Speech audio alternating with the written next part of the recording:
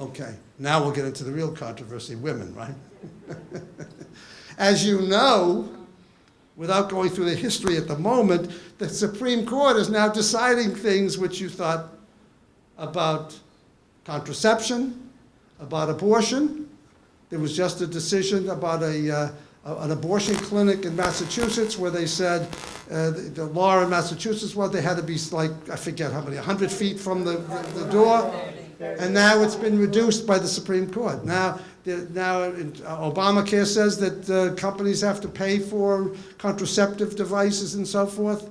And there was just a case, Hobby Lobby, was decided just now by the Supreme Court that they don't have to do this. So the point is, it's never over. If you talk about the world and women, well, let's talk about the Taliban. Let's talk about ISIS. You know about ISIS, right? You eat them, right? In the summertime, it's hot, you eat ISIS, right? Oh, the new ISIS, right? The Islamic State of Syria and Iraq, right? The fact is, they want to put women back 500 or X years, which is interesting. And we're not this is not the United States. Unfortunately, there are certain cultural things that happen in that world where women are still killed for things that men certainly are not. Okay? If a woman is, let's say, has an extramarital affair or marries somebody that she doesn't like or that the family doesn't like, she's killed. It's called an honor killing. We have them here, okay? Not, fortunately, to the extent that it's in other places. But there's been women here. Women couldn't vote until 1920, right? So were women really free? Okay? Women couldn't go to work in many war industries because they needed a male person from their household to agree for them to work there, okay? There are certain industries that women were, we used to look at the Russian women, the athletes, and we used to, at the other occupations that they did in Russia, and say, oh my God, they must be men, really. But the fact is, they had that need, because they lost so many men during the wars, they needed women labor to do that, women people to do that. Well now, most of the graduates in colleges in this country are women. Most of the advanced degrees are from women. Let me see. Beta Ginsburg, when she graduated law school, she had to work as a law clerk. She couldn't get a job as a lawyer. How many women on the Supreme Court? Three. It's interesting. It's a Protestant country, right? Six of the justices are Catholic. 3 are Jewish. And 3 are women. They're not the women, no, Sotomayor is not Jewish, but there's a male Jew. The point is, the fact is, that was unthinkable when you were young. Unthinkable, okay? And one's black, by the way, right? Well, look at those categories, black, Catholics, and Jews, and women on the Supreme Court. In your lifetime, not when you were young, you would never think about it. It wasn't thought about. It was like, it's another world. It's not us. It's not America. But it is America, okay? The fact is that, and what about secretaries of state? We've had 3 women secretaries of state, right? Clinton, Albright, Rice. 3, right?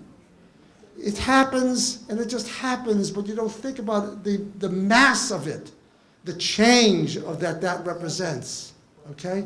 You know, people back in the centuries before say, well, let me see, Queen Elizabeth, the first, Queen Victoria, sure, they were royalty, they were select people, there wasn't the mass of people that could be elevated to anything. Most things I see today, for instance, on business magazines, which I get quite a number of them, show women successes. Here's a woman.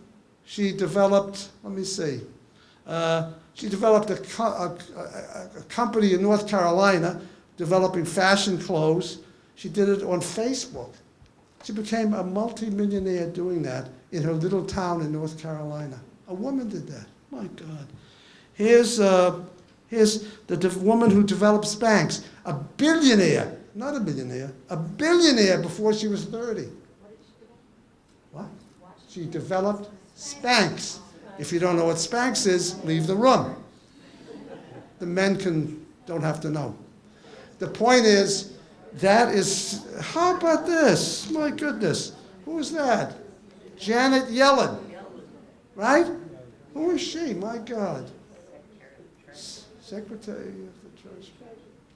Wow. Isn't that unbelievable? A woman doing that? A woman can't do that, right? There have been women astronauts. There have been women flying jets off of aircraft carriers during the Iraq War, okay? But what's missing is you think it's all of a sudden, boom, it just happened. The fact is that in the Second World War, women were recruited to fly most of the airplanes that flew over Europe during the Second World War were ferried to England by women. It wasn't publicized, okay? It wasn't publicized, but women have always been active and involved, but not written into the history books, as they say, okay? So the accomplishments, and now we're talking, as I mentioned before, about the Russian women and the East German women, and they were, because our women were not supposed to participate in athletics. How many of you women played hockey ice hockey when you were smaller? See, oh my God, you were way ahead of the time. But there are ice hockey teams all over Long Island and all over the universities, women ice hockey teams. One of the best teams in the world is competing favorably in the Olympics is the United States women's ice hockey team, all right? The point is women, are you familiar with Title IX? Title IX was passed in 1972. That's during your lifetime, right? Title IX said that women couldn't be, let's say, had to be considered in any economic, let's say, scholarships and so forth to any university. That got interpreted to mean sports as well as academics. It grew so that all women now, they have to have women's sports in the major universities if they want government money, and I don't see any university turning down government money. All right? Title IX, 1972, gave rise, I'm sure you have children or grandchildren. The girls are playing soccer, they're playing basketball, they're playing hockey, etc. It used to be only they could do figure skating or swimming, but that changed. I remember when I was in high school, my high school faced Simmons College, which was a women's college then and probably mixed now. And we used to line the windows watching the girls shooting archery, because that was the only practical sport they could do. But it was nice watching the girls in their shorts as a young teenager, okay? But that's it. Women couldn't do the things they do today. So that was the change. It's a cultural change. Men look at this differently, women look at it differently, but the point is, just like the black-white color has been somewhat altered, so is the line between men and women concerning work. You know, a big percentage, if not most, of the families in this country are supported by two-income families, and the women in many cases make more than the men, because the women are more educated.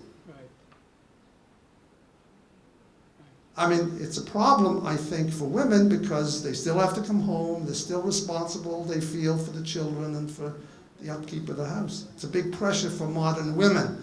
But my point is, culturally, there's been this change. Women are tough. Well, we see women boxers on television. I wouldn't go see them, but I channel surf, I see women boxing, right?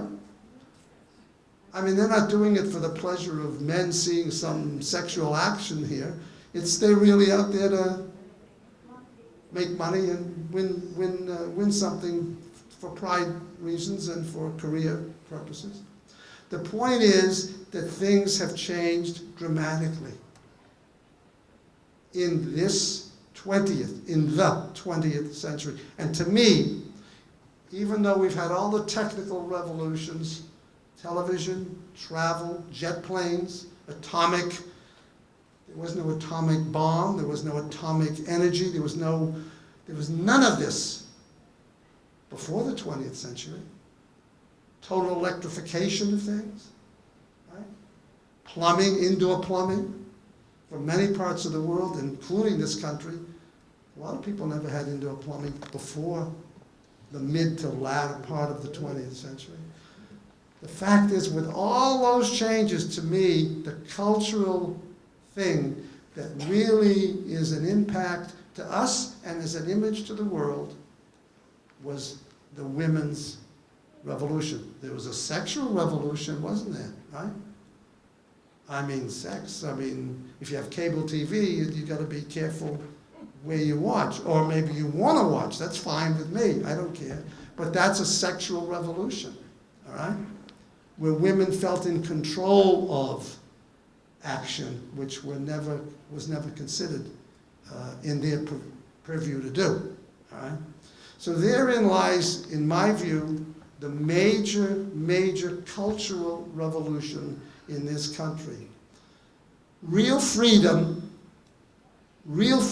which was promised by the Declaration of Independence, the Constitution, was achieved by the blacks. Real meaning, but relative, okay, but real. And for women. If everyone's created equal, how come it took 150 years for women to get the vote? There were always forces trying to take away things from the blacks, as seen by the Voting Rights Acts down south and the gerrymandering of communities to avoid them being a majority to actually elect somebody. Yeah, there's always those forces. And there's the forces against women, always. But less pervasive than was accepted. It was accepted as that's the way life is in your lifetime. And that's the big change, in my view, culturally in this country. Now, I would like to, I don't know where I stand on time, but I certainly have time to go into many comments from the floor. Yes, ma'am. Wait, there's a microphone there. All right. We also have women rabbis and women cantors, so when something changes. Well, that's another area which I would touch on. There is still Orthodox religions still are against women holding certain offices. You don't see women priests, do you? You don't see women Orthodox rabbis, but you see them Reform and conservative. You don't see Muslim mullahs that are women. They would be killed if they decided to try to do that, okay? So you can't do it if you're almost any religion. I mentioned the three major ones, but any religion still hold women as a second-class category, okay? It's changed, as you know, in the Protestant faith it's changed. There are many ministers now women, and in the Jewish faith, in certain, again, conservative and liberal. But the fact is, there are some in the Orthodoxy who are trying to change that. Okay? The Pope, as you know, is fighting the nuns of America who want more say in their religious activities. The Pope, who is revered, this new Pope, for all the good things he's saying, but he's not saying good things to the nuns of America. He's an Orthodox thinker in that regard. So women still haven't achieved equality. So don't think, but relatively speaking, that's the direction. Yes. Where are you? Put your hand up. Nobody? Anybody? My goodness. Yes, ma'am. This lady right here. I'm coming, I'm coming. Wait, we want to hear you. Hold on. This lady here has something to say. And maybe we'll get a man somehow to say something. Usually they do say something. Excuse me, I think that you underestimate the fact that blacks are still not discriminated against, because they certainly are. And I have heard people here who have discriminated against our president because he is black. So don't underestimate this, because it goes on. They're still fighting about allowing blacks into the top colleges. Our Supreme Court has come against that too, about allowing Well, affirmative action. affirmative action is another, are you finished? Yes, I am, but I think that I just wanted to make sure that I make the point that you are That's good. underestimating I'm what not really goes on. I'm not, first of all, affirmative action is one thing. That's a civil rights issue on both sides. But in terms of major colleges, they actually go out of their way to recruit blacks. I know about it, I'm familiar with it, okay? So they actually go out of their way because there's such a declining number of blacks, and they want more diversity in the major universities. They don't want, look, if they only did it on SAT scores, we'd have only Orientals in the schools, okay? They used to say, there's too many Jews in those universities because they got the biggest achievers. Now it's, wait a minute, we got too many Indians and too many Koreans and Chinese in the schools. So they do recruit blacks. I guarantee you that's what they do. Are they successful? Sometimes yes, sometimes no. There are blacks that can afford to go to college. They get stipends to go to college because they want that diversity, the universities. Prejudice, sure, against the president, that is insane. People still think he's from Kenya. They still say unbelievable things. But I said it here. Prejudice hasn't disappeared. I don't underestimate that. But in terms of the total population, first of all, the population is going to be what? Spanish. So you better watch out. Okay? Because that's where this country is headed in its diversity. All right? That's the change. And if they don't buy into the assimilation of if the new immigrants, and I don't want to go into the immigration, I can spend an hour on immigration, but if the new immigrants, which have been by big numbers, if they don't buy into the assimilation and the concepts of the Constitution and our prior history of diversity and going in that direction, then if you're white, you're in trouble, okay? Because that's not going to be the majority, all right? So they have to buy in. The whole idea of education, we can talk for an hour or two about education, right? Our educational system, which is in many cases broken, needs to be enhanced to achieve some of these objectives, or to continue to achieve some of these objectives. But I don't discount the prejudice that still exists, that becomes openly discussed because he's the president. If he wasn't the president, you wouldn't hear so much about it, perhaps. But he's the president. So he's a target. He's an easy target. He's there. Yes. Yes, this gentleman here. I came, and the speaker, it was a speaker came there before you, Yes. and she was knocking them so hard. I said, God damn it, you have to take it away. You're doing something the speaker shouldn't be doing. Doing what? All about women. All about women. women were just doing this and doing that and doing that. Good or bad? I don't know. And I came out, walked out, and I said, "You're crazy. You're not doing what you're supposed to be doing." And the people said, "No, you're crazy." Okay. And I walked out. And I, All righty. Anybody else? Is there any other gentleman that would like to? Yes, any lady or gentleman? Left or right? Center or back?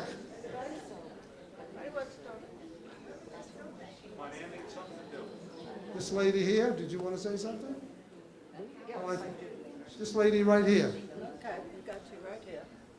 There seems to be a trend, however, because of the Supreme Court's decisions, as you mentioned, and also there seems to be a problem in elections, particularly in southern states where they're not allowing, or the requirements for voting are going back to the time before the civil rights movement. So the trend seems to be, I mean, what you've said is correct, but the trend seems to be now reversing itself. And particularly with the women's situation, it's shocking that the Supreme Court would vote 9-0 about the abortion clinics. Okay, well, that was a targeted decision on this one area, and I don't know if it can be applied to all clinics. But aside from that, we have a conservative weight on the Supreme Court, as you know, 5 more conservative and 4 more liberal, right? So most decisions are 5-4, okay? The president's job is to nominate a successor justice, and so far with Obama, the one closest to being retired is Beta Ginsburg, right? So I would think that she might want to retire during his regime, because if we have a Republican come in, then more than likely we'll have a 6-3 split rather than a 5-4 split.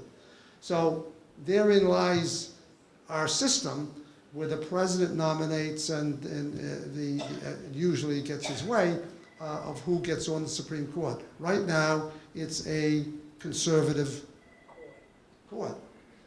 And you're going to get decisions which are following in that bent. Remember, the most egregious decision by many people in this country was Gore against, right?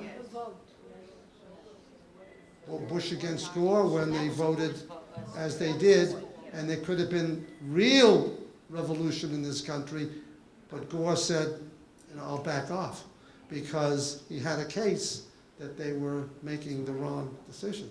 But he backed off knowing how terrible things would have come in this country if it became a big battle of who was right and who was wrong on that decision. And that's part of what makes us America, is we abide by that, even though we don't agree with it. We go along with the way it was set up by this founding fathers, and we go along with it and don't take matters into our own hands. There are many people in this country who would like to take matters in their own hand, and they're, unfortunately, a lot of them carrying guns today, all right? The point is, the majority of Americans are still against that kind of decision-making. You see pictures in many legislatures around the world where all of a sudden there are fisticuffs. All of a sudden there are assassinations. It happens everywhere around the world. We, fortunately, don't have it to that extent. We've had assassinations, right? I mean, Lincoln, Kennedy, blah, blah, blah, right? The point is, though, it happens with bigger percentage of countries than we have seen in this country. We generally are law-abiding because we believe in the basic founding fathers' principles, and we hone to that. We do have right now a Congress that is dysfunctional, and I think it's a 7% approval rating, something to that extent, which is like saying we don't have a government. Now, if this persists, yeah, we could have a breakdown, and this government that Lincoln said should last hopefully forever could be in for some difficult times. Because most people in this country want live and let live attitude. Let's all